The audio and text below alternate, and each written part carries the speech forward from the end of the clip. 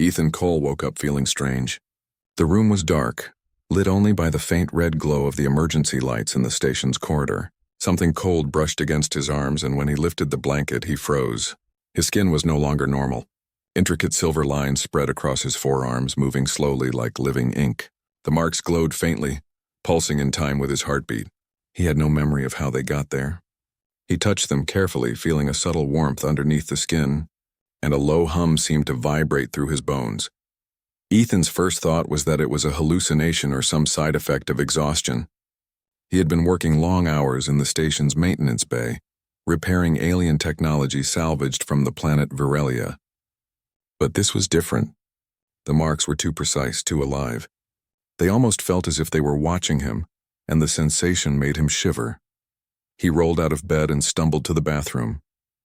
The mirrors reflected his arms, but the glow was even brighter there.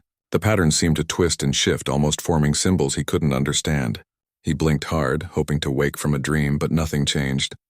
Panic began to build in his chest. He could feel his pulse racing faster than normal, and an odd energy ran through him like a quiet storm. Ethan went to the communications console and tried to call the medical bay. The screen flickered, then went dark. Every electronic device around him seemed to flicker, buzz, or fail. The computer scanners in the infirmary failed to recognize any abnormal readings. Yet something about him had changed. Something inside him had awakened. Before he could process more, the emergency alarm blared. A shuttle was docking at the station without authorization. Security scrambled, but Ethan couldn't move his legs quickly. Something about the glowing marks slowed him down, yet he felt drawn toward the shuttle. The doors opened and a figure stepped out. She was slender, her skin pale but shimmering under the lights, and her eyes were silver, reflecting the red glow like mirrors. Her armor was smooth and elegant, etched with lines similar to the ones on Ethan's arms. "Do not be afraid," she said softly, yet the sound of her voice seemed to echo directly in his mind. "You were chosen. The change has begun." Ethan blinked, unsure whether to be terrified or confused. The crew tried to stop her, raising weapons, but she ignored them. Her presence alone made the equipment in the room fail completely, the weapons dropping to the floor as if magnetized by her touch. She walked straight to him, her gaze never leaving his, and reached out her hand. Hesitantly, he allowed her to touch his wrist. The silver marks flared, pulsing brighter and sending a harmonic tone through the station that felt almost musical. The sound made his head spin, yet he could understand it. It was a message, ancient and clear. "You are part of something greater than you know," she said. "Humans were never ordinary. You carry the line of our ancestors, hidden for generations. The artifact you touched on Virelia reactivated your gene. It was waiting for you." Ethan shook his head. I don't understand. Artifact? Gene? This is insane." The alien girl who introduced herself as Lyra smiled faintly, almost sadly. "It is only insane until you realize it is true. You are the bridge between two worlds. The energy inside you is dormant. The marks are the awakening. If you refuse to accept it, your body will burn from the energy trying to escape." Fear and disbelief warred inside Ethan, but he could feel the truth in her words. The warmth in his arms was spreading, creeping up toward his chest. His heartbeat raced uncontrollably and his senses sharpened. He could hear the faint hum of life support systems in the next room, the slow vibrations of the station's hull, even the distant pulse of the planet below. Machines seemed to respond to his thoughts, flickering on and off at his will. "You have to trust me," Lyra said.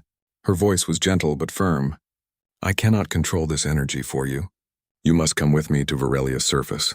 Only there can you complete the transformation safely." Ethan hesitated. He thought of the crew, the station, his friends. Leaving them behind felt impossible. But staying might kill him. His chest felt tight, and every heartbeat sent jolts of light and warmth through his body. When he touched the marks, he felt a strange connection, like a current linking him to something ancient, something alive beneath the surface of the universe. Finally, he nodded. "Okay, I'll go with you." Lyra smiled, and her silver eyes seemed to shine brighter. She led him to the shuttle, moving gracefully despite the tension around them. The crew murmured, but no one dared stop them. As the shuttle lifted off, Ethan watched the station recede into the distance. The marks on his arms now formed what looked like ancient runes, glowing like small constellations against his skin. The hum inside him grew louder, resonating with the vibration of the shuttle itself. The journey to Veralia was long and tense. Ethan tried to speak, to ask questions, but every word he attempted seemed to fade as his thoughts became intertwined with strange images. He saw fleeting visions of planets being formed, of beings sculpting stars and galaxies, of energy flowing like rivers through the cosmos. He blinked, disoriented, and Lyra gently touched his shoulder. "These are your memories," she explained. "Your ancestors were not ordinary humans. They were connected to the Verelians, the creators of this system. You are the descendant who carries their potential. The marks are the signal that you are awakening to what you were always meant to be." Ethan's mind raced. He wanted to argue, but the visions persisted. He could feel himself changing. His muscles were stronger, more responsive, and his reflexes faster. His senses were no longer limited to human perception. He could hear the energy of the shuttle's engines, feel the flow of the atmosphere outside, even sense Lyra's emotions as if they were his own. As they approached the planet's surface, the view out the shuttle's window stunned him. Veralia was more beautiful than he could have imagined. Crystal spires jutted from the ground, glowing with natural light surrounded by forests that shimmered with bioluminescence. Rivers of liquid light flowed through valleys, casting reflections that danced like fire across the sky.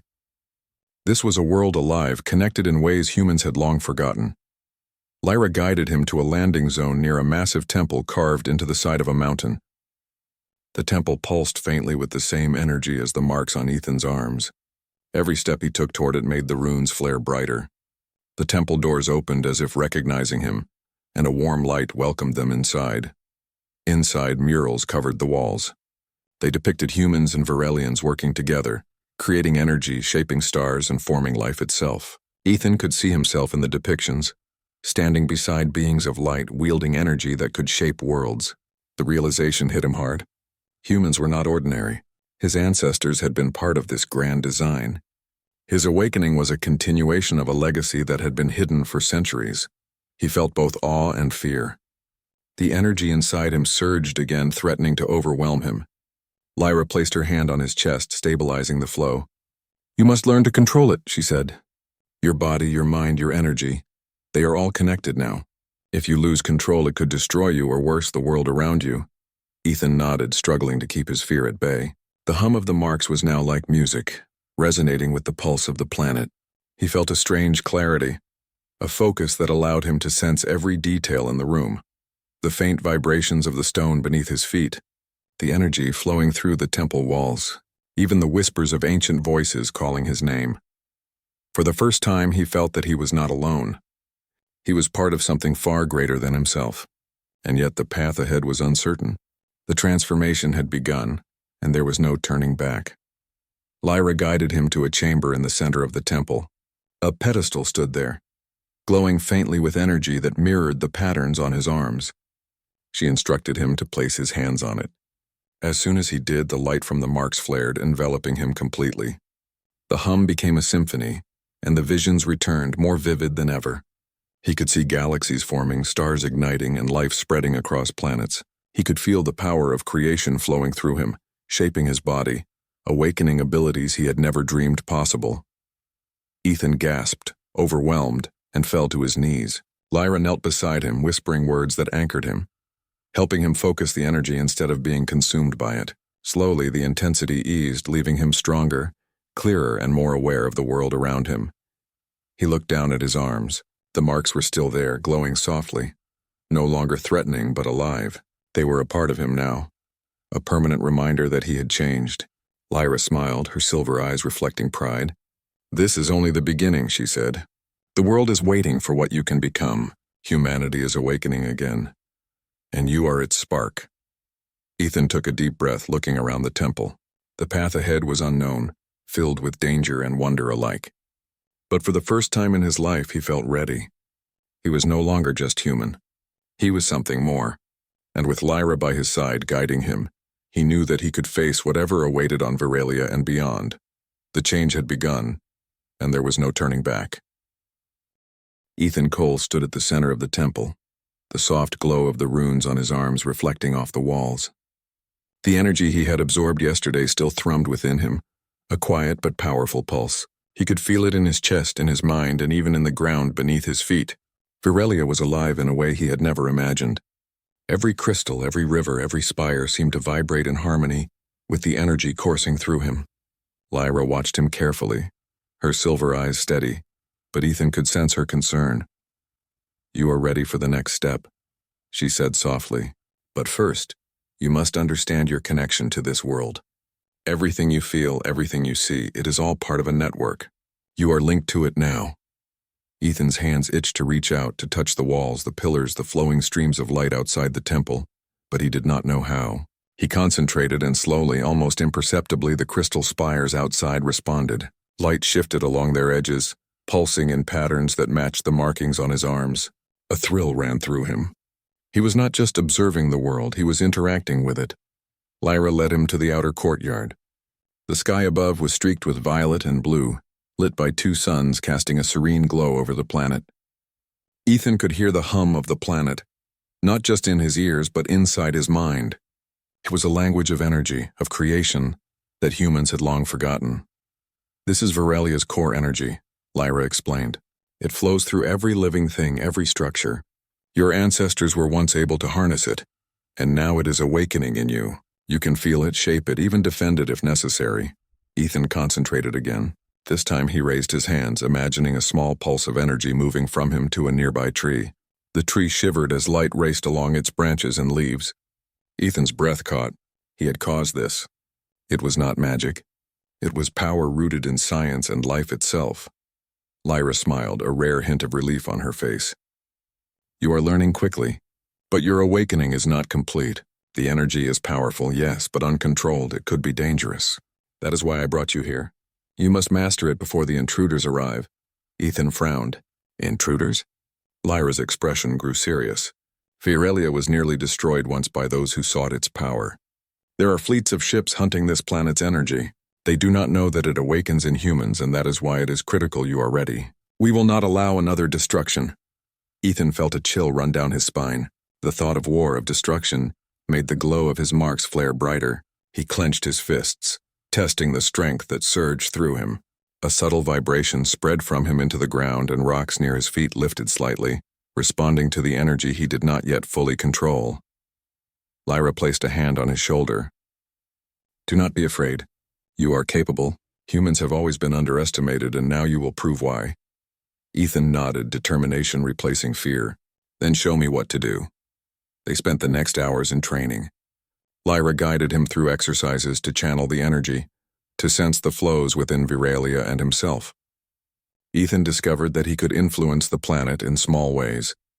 Redirect streams of light, shift the weight of stone, even create a faint shield around his body that made the air vibrate. Each time he succeeded, the silver markings on his arms glowed brighter, spreading further into his shoulders and chest. By evening, Ethan was exhausted but exhilarated.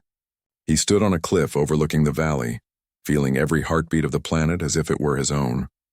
The forests below shimmered in response to his presence, and the crystal rivers reflected light like liquid stars. For a moment, he allowed himself to imagine what humans could achieve if they understood this energy. But the moment was broken by a distant roar. Ethan's senses picked up ships descending from orbit. Sleek, dark vessels cut through the atmosphere, weapons aimed at the planet below. Lyra's expression hardened. "They are here," she said. "We must act quickly." "You are ready, Ethan, but remember, this is your first test in battle. Control your energy, trust yourself, and trust the planet." Ethan's pulse quickened, and the silver marks on his arms shone brightly. He raised his hands instinctively, and the ground trembled under the sheer force of the energy flowing through him. Crystals in the valley below began to levitate, forming barriers and spikes in response to his mental commands. The invading fleet fired weapons, but the projectiles bent harmlessly around the shields Ethan created. Lyra watched with pride. "Good, you are connected. Remember, the energy flows from life, not destruction. Use it wisely." The fleet pressed closer, but Ethan's confidence grew with each passing moment. He sensed the ship's movements before they arrived, predicting their paths and redirecting energy to intercept them. Light flared in every direction, creating illusions, barriers, and attacks all at once. Ethan realized that he could fight without touching the ships directly. The planet itself moved through him. Hours passed, yet Ethan did not falter. Lyra stayed beside him, guiding and correcting, ensuring his focus remained sharp. The fleet began to retreat, overwhelmed by the power of a human awakening into the abilities once thought lost to time. When the last ship fled into space, Ethan let out a long breath. The glow of his markings dimmed slightly, though they remained luminous. He felt drained but alive, more aware of the universe than ever before. "You did it," Lyra said softly. "You have proven yourself. The energy has accepted you as its guardian. Veralia is safe for now." Ethan looked at her, realizing the weight of what had happened. Humans had been underestimated for so long, and yet here he was standing as proof that they were capable of far more than anyone had imagined. The hum in his arms and body felt like a celebration, a connection to his ancestors who had walked this path before him. Lyra led him back to the temple. "Your training is far from over," she said, "but today you have learned the most important lesson, that humans, underestimated though they may be, can awaken to greatness. That is what makes you powerful." Ethan smiled. He thought of Earth, of humanity's potential, and of the small spark inside every person that could one day reach the level he now touched. "Then I will continue," he said. "I will learn everything, master this power, and protect this world." Lyra's eyes softened. "And in doing so, you will protect your own world as well. Humans are capable of bridging worlds, Ethan. You are the first in a long line of those who will awaken." Night fell over Veralia, and the temple glowed softly under the light of the twin suns. Ethan looked out over the valley, feeling the life of the planet pulse in rhythm with his heartbeat. The silver marks on his arms no longer burned or throbbed painfully. They were part of him, a symbol of what he had become. As he rested, visions came to him once again, showing humans and Verelians working together, creating energy, shaping planets, and standing as guardians of life across galaxies. Ethan understood now that he was not just a human or an alien hybrid. He was a link between worlds, a bridge capable of awakening humanity's potential in ways no one had imagined. Lyra stayed by his side, watching him sleep. She knew the journey was only beginning.